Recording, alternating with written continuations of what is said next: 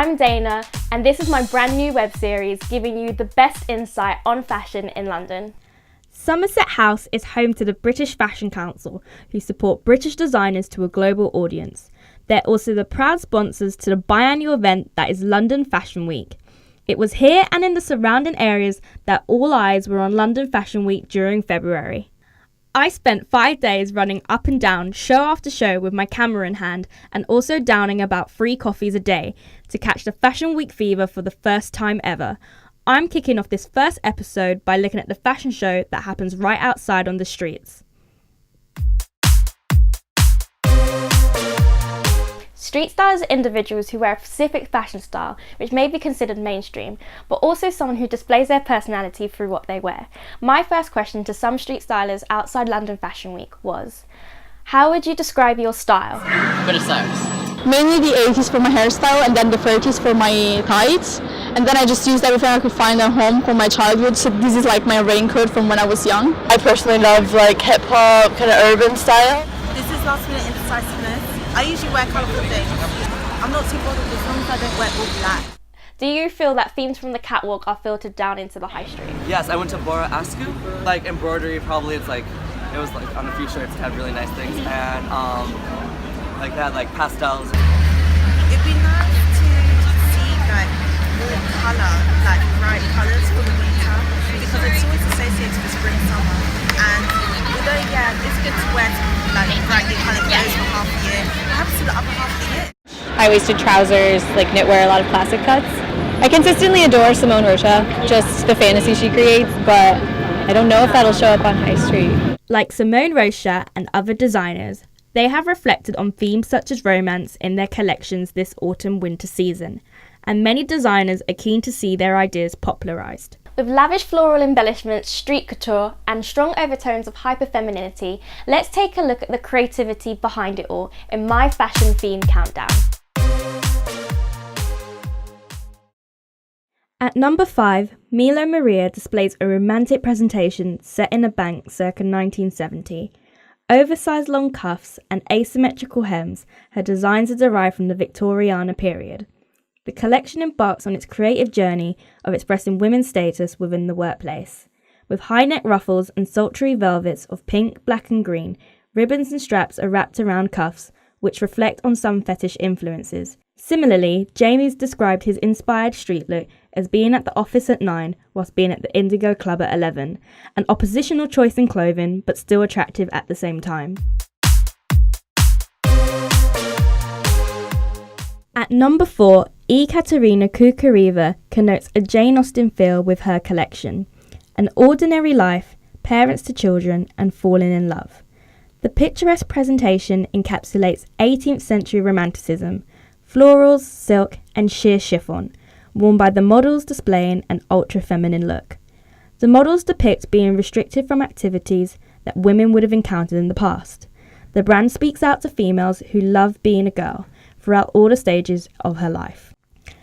Apart from one model who stands out by wearing a t-shirt with the logo Female Revolution, perhaps signifying the exhaustion of females being compared to these stereotypes of the time.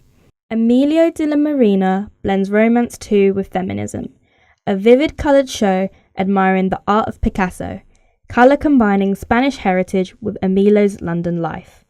The new romantic feel connotes sexuality overtly, with ruffles, lace, and hugging silhouettes on beautifully curved structures, representing a strong, modern, in-control woman. Finally, with Stephen Ty, the theme is not as obvious at first glance, but his Sleep Now, Work Later collection showcases a luxury laid-back tomboy look for women, depicting the youthful innocence and carefree feel that women can wear anything, and no style seems too silly to become high fashion.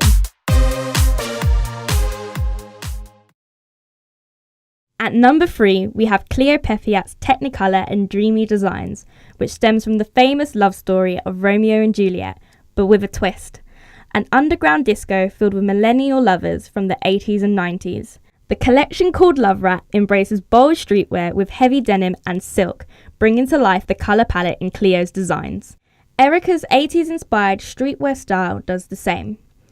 These girls in Cleo's collection are escaping away from the skepticism of finding true love in a modern society. dodging the love rats in a star-crossed millennial.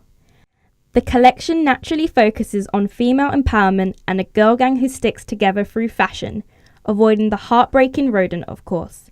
The collection represents the amorous feelings we may feel in an ideal world, which is not destroyed by the digital age we live in. In contrast, Hannah Kim displays a ceremonious presentation focusing on her own literature. I interviewed Hannah to tell us more about her collection, Halluminous. Well, this is my second collection. I build my own muse and I get a lot of inspirations from brutal and beauty, like juxtaposition of nature and human anatomy. And this time I made a story of a girl. When she was young, she had a traumatic incident of getting raped when she was very young. So since then, she hated to be a human. So she wants it. So, and I wrote poems about it, and it says, I'm cursed to be a human.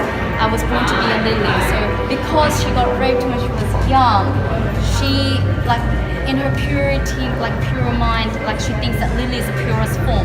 So she wants to turn into a lily. So as she gets older, she finally turns into a lily, and this collection shows that beautiful and grotesqueness of a human turning into a lily. At number 2, designer duo Theodore Golan flourished with true girl power by using Powerpuff Girls as an inspiration for their garments. The repeated slogan of the word power was fabricated on jumper dresses, which may resonate with the growing number of women embarking on becoming leaders in today's society. Theodore Golan pushed boundaries by incorporating post-its stuck on PVC denim jackets, jeans, and skirts. A perfect blend of street influence alongside pop culture was injected into the collection, which created an adorable but assertive look.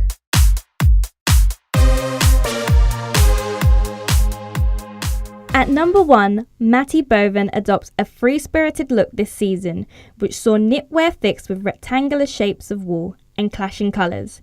Matty's tribal optimism takes on an alternative style of 14th century prints made by woodcut witches, an avant-garde influence characterising a dystopian future for fashion. Chelsea's look demonstrates a less extreme version but still remains true to an up-to-date urban style and futuristic look. For the themes that appear on the catwalk to the trends that end up in the windows of high street stores, the fashion industry is shaped and influenced by cultures and histories from around the world. Each theme or trend blends with one another and are created to be interpreted by an individual.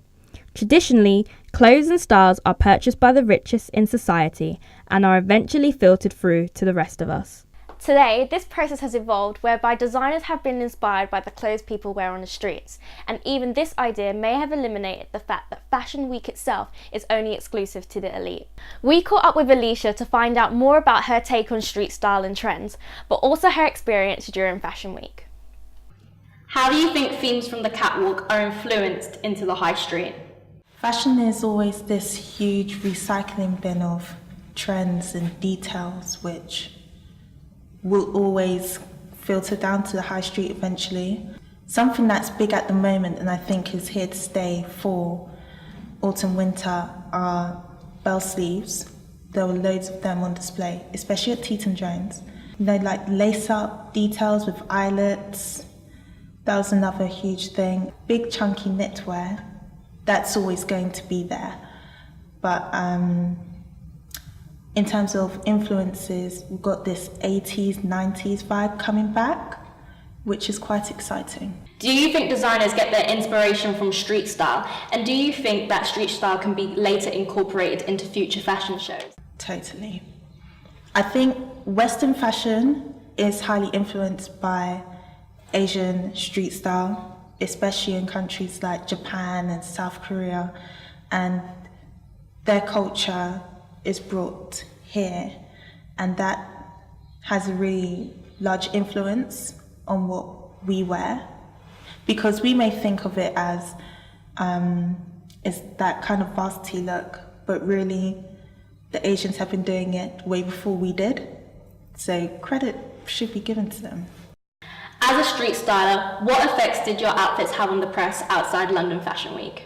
I don't see myself as a street styler though, I just see me as me. So the fact that people think that I am one, it's a bit strange. I gained a lot of contacts. It's quite a lot of cards to have to keep in file. I do have my own photographer. The agreement came up through Instagram, which was rather interesting. So it's a lot of collaborations to be done this year. We'll see where it goes. Each show speaks volumes, where designers have created collections to show tons of diversity and are deeper in meaning, not just expensive and unwearable clothing. People seem to like what they see and make it their own. Fashion culture almost becomes a commodity that everyone must have. Make sure you share, comment, like and subscribe, and stay tuned for my second episode of Fashion Focus.